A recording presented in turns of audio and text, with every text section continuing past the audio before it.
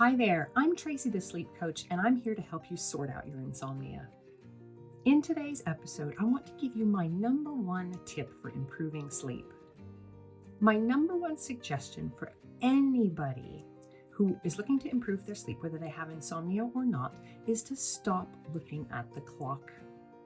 Now, you might say, why would you not want to look at the clock so that you knew when you woke up in the middle of the night? And I would ask you, why is it important to know what time it is when you've woken up in the middle of the night? Nighttime wakings are completely normal. We have many of them that we don't necessarily remember. We have a couple that we might remember and we might fall back to sleep after those, and that is also completely normal. I would ask you if it does you any good to know that you've been awake for 47 minutes at 2:30 in the morning, and that your previous wake up was for 31 minutes and it was at 11:45. Or that it's 4 o'clock in the morning and you've been awake for 12 minutes. Does that information actually do you any good? Does it help you? Absolutely not. In fact, I would argue that knowing that actually hurts your sleep. Counting the minutes that you are sleeping is a sign of sleep anxiety.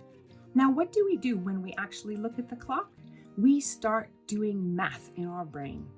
How long have we been asleep?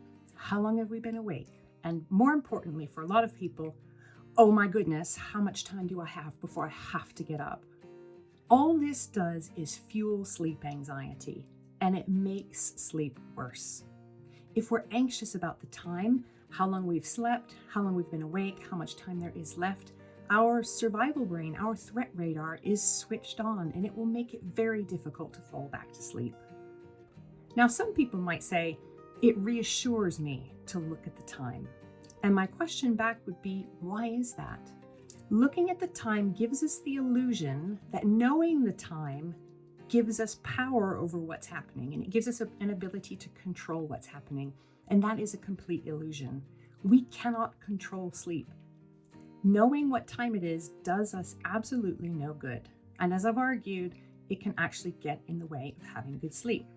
Now, some people might feel really anxious and apprehensive about not looking at the clock because they are so used to doing it. They are so used to believing that they have control over the ability to sleep, that somehow magically the time gives them, that it creates anxiety to not look. That is because looking is what we would call a safety behavior. It temporarily eases our anxiety because we are doing something that we think gives us an ability to manage a situation. It gives us a little bit of a reduction in our anxiety and our arousal, and we feel a little bit better for it. But we feel better for the wrong reasons. We're actually reinforcing the idea that knowing the time gives us any ability to do anything about the fact that we are awake in the night. Now, there are things within CBTI that we can do to help improve the situation of nighttime wakings, but it has nothing to do with knowing exactly how many minutes you have been awake in the middle of the night. So in summary, again, my number one tip, ditch the clocks. Now, if you found this video interesting, or if you have any questions, please leave me a comment. I would love to come back and answer your questions. Please give this video a like, share it with a friend, hit the notifications bell, and subscribe so that you know when my next episode comes out.